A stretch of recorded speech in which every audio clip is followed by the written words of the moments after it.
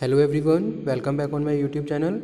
Industrial law में आज की स्लाइड में जो हम टॉपिक डिस्कस करेंगे फैक्ट्रीज एक्ट 1948। इसमें मेन जो डिस्कशन होगा वो सेफ्टी प्रोविजंस पे होगा। ठीक है, so what are the main safety provisions related to the workers under the factories act 1948।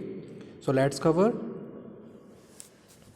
what are the provisions relating to the safety for the employee working in factories and manufacturing process addressed by the Factories Act 1948। Okay, अगर मैं factory act की बात कर रहा हूँ तो कोई भी फैक्ट्री, ठीक है, जहाँ कुछ मैन्युफैक्चर किया जा रहा है, so there must be certain safety provisions apply by the employer, provide the some kind of safety provisions to their workers, ठीक है, जो कि इम्पोज किए गए हैं and that is a part of factories act 1948।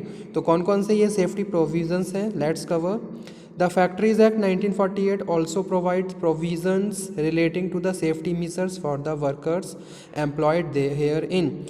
This is to ensure safety of workers working on or ground the machines. They detailed information on each provision relating to the safety measure as under. Okay, तो अगर worker factory में काम कर रहे हैं तो आप उनके हेल्थ के साथ साथ उनकी सेफ्टी का भी ध्यान रखेंगे कि भी जो जहाँ पे भी वो काम कर रहे हैं उनको उनका जो आसपास का एरिया है वहाँ पे प्रॉपर सेफ्टी होनी चाहिए ताकि उनके साथ कोई भी एक्सीडेंट ना हो, कोई इंसिडेंट ना हो और प्रॉपर वो काम कर सकें। ठीक है, तो यहाँ पे हम सब कुछ प्रोविजंस की बात कर रहे हैं, जैसे कि है section 17। Under section it has been describe that there should be proper arrangement of lighting in factories. ठीक है, तो अगर मैं फैक्ट्री की बात कर रहा हूँ तो सेक्शन 17 जो कवर करता है वो लाइटिंग प्रोविजंस को कवर करता है कि भाई फैक्ट्री में जितने भी वर्कर्स काम कर रहे हैं, वो जिस भी डिपार्टमेंट में काम कर रहे हैं, जिस भी रूम में काम कर रहे हैं, उसमें प्रॉपर लाइटिंग की फैसिलिटी होनी चाहिए ताकि बेटर तरीके से वो अपने फंक्शंस को परफॉर्म कर सके।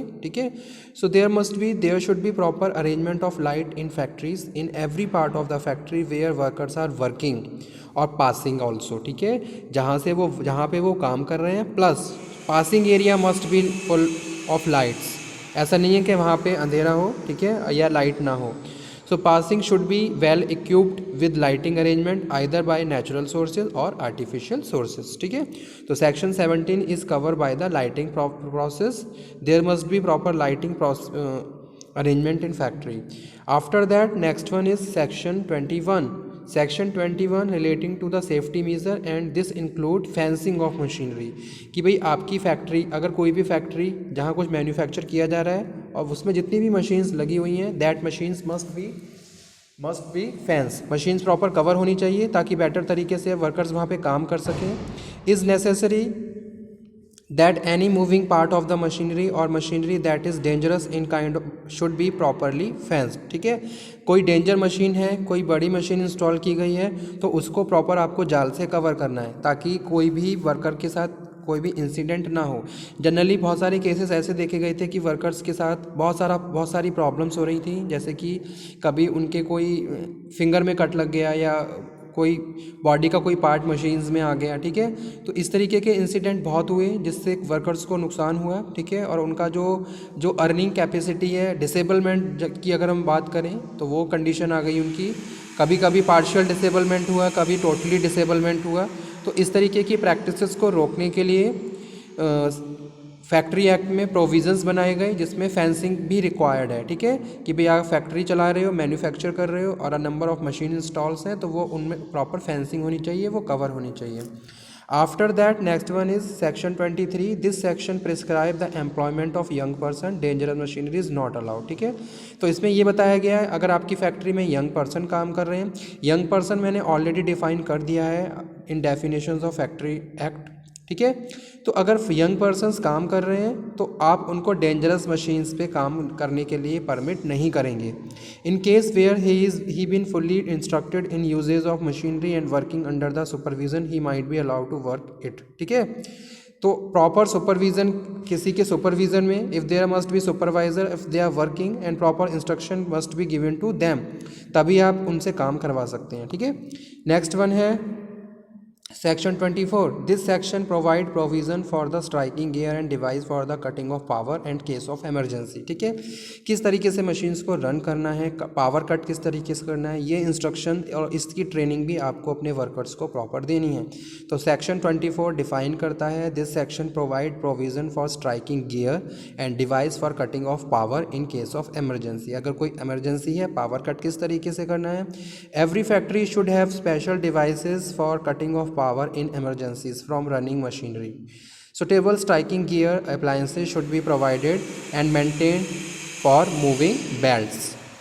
Next one, section 28, and this section prohibits working for women and children in specific machineries. तो बहुत सारे ऐसे एरियाज़ हैं जहाँ वुमेन और चिल्ड्रन की एंट्री बैन होती है या प्रोहिबिटेड होती है, वहाँ वो लोग नहीं जा सकते। तो यहाँ पे ये बताया गया है कि अगर कोई स्पेसिफिक मशीन्स हैं तो वहाँ पे आप वर्कर्स वीमेंस के लिए और चिल्ड्रंस के लिए अलाउ नहीं करेंगे।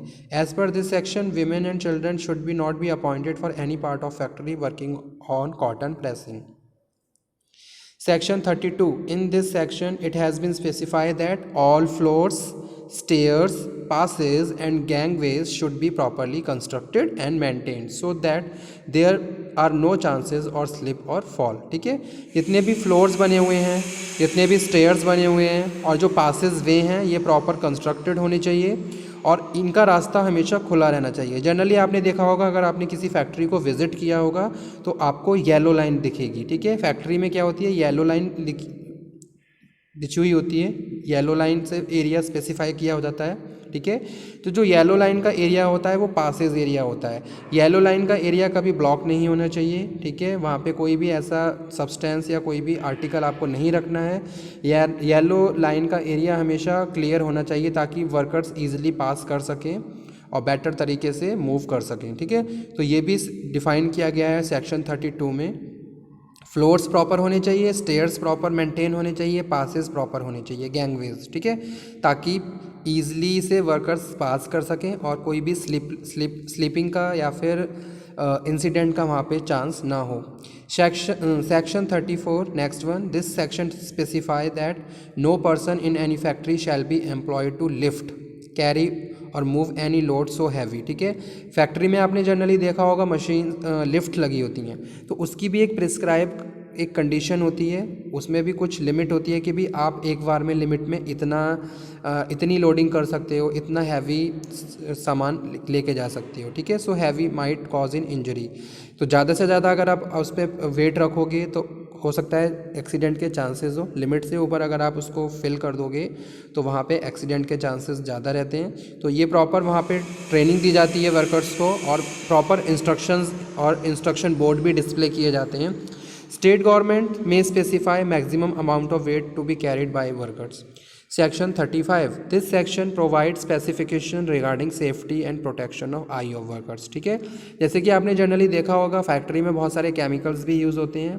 प्रोडक्शन की बात करी जाए तो प्रोडक्शन में बहुत सारे सब्सटेंसेस यूज़ किए जाते हैं। So there must be a eye wash station. तो फैक्ट्री में प्रॉपर प्लेस पे आई वॉश स्टेशन भी होना चाहिए ताकि वर्कर्स प्रॉपर वहाँ पे अपनी आई को वॉश कर सकें। It mention that every factory should provide specific goggles or screen to workers who are involve. Workers को आपको प्रॉपर इक्विपमेंट देनी है, पीपीई देनी है, उनके पास प्रॉपर गॉगल्स होने चाहिए।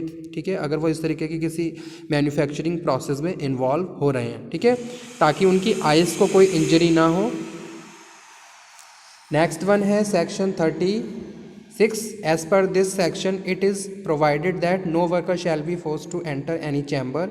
कोई भी वर्कर किसी चैम्बर में नहीं जाएगा, टैंक में नहीं जाएगा, पिट में नहीं जाएगा, pipe, flow, other confined space in any factory in which any gas, जहाँ गैस हो, फ्यूम्स हो, वेपर्स हो, डस्ट हो, ठीक है, प्रेजेंट हो, extend as to involve risk to persons being overcome thereby. Okay, section 38। As per this section there should be proper precautionary measure built for fire. ठीक है, factory में fire से related बहुत सारे इंस्ट्रक्शन बोर्ड होने चाहिए, fire extinguishers होने चाहिए, फायर हॉज होने चाहिए। ठीक है, इन सब को प्रॉपर आपको स्पेसिफाई एरिया पे इंस्टॉल करना है और प्रॉपर आपको एक कमेटी बनानी है, एक टीम बनानी है जो फायर स्पेशलिस्ट हो, अगर फैक्ट्री में इस तरीके की कोई प्रैक्टिस जो कि इंसिडेंट जो कि फायर से रिलेटेड है, तो बेटर तरीके से वो इन सब इक्विपमेंट्स को यूज़ कर सकें और जो भी इंसिडेंट है उसको कंट्रोल कर सकें, ठीक है। तो there should be proper precautionary measure built for fire, there should be safe mean to escape in case of fire and also necessary equipments facilities to extinguish fire, ठीक है। तो इसके लिए फायर से रिलेटेड बहुत सारे एक प्लान भी बनाना है आपको, फायर पासेस किस तरीके से करना है, ठीक है। इमरजेंसी लाइट्स होने चाहिए, अलार्म्स होने चाहिए proper. Section 45, this section specify that in every factory should be proper maintain, factory proper maintain होनी चाहिए, वेल इक्विप्ड होनी चाहिए, फैक्ट्री में प्रॉपर फर्स्ट एड बॉक्सेस होने चाहिए, कबर्ड होनी चाहिए with the prescribe content. For every 150 worker employ at a one time there shall not be less than 1 first aid box, ठीक है। तो अगर किसी भी फैक्ट्री में 150 से ज़्यादा लोग काम कर रहे हैं, 150 या इससे ज़्यादा लोग काम कर रहे हैं, तो वहाँ पे फर्स्ट एड बॉक्स रिक्वायर्ड है, ठीक है। और यहाँ पे लिखा हुआ है there shall not be less than first aid box. Also in case of where there are more than 500 worker there should be well maintain ambulance, ठीक है। अगर 500 से ज़्यादा लोग काम कर रहे हैं या 500 से ज़्यादा, तो वहाँ पे उस फैक्ट्री में एम्बुलेंस भी होनी चाहिए, ambulance room of prescribe size and containing proper facility, okay. So these are the provisions relating to the safety of workers.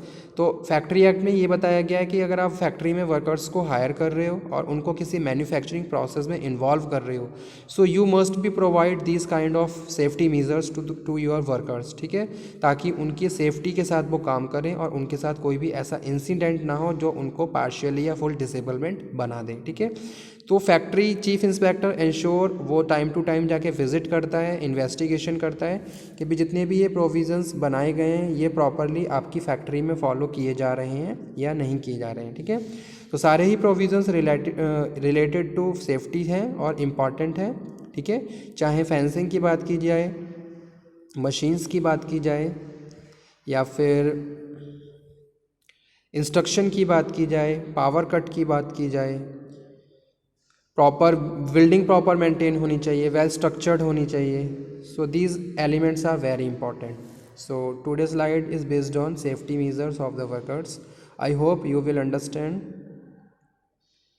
If you have any doubt, any query, then you can again discuss. Thank you very much for everyone. Thank you.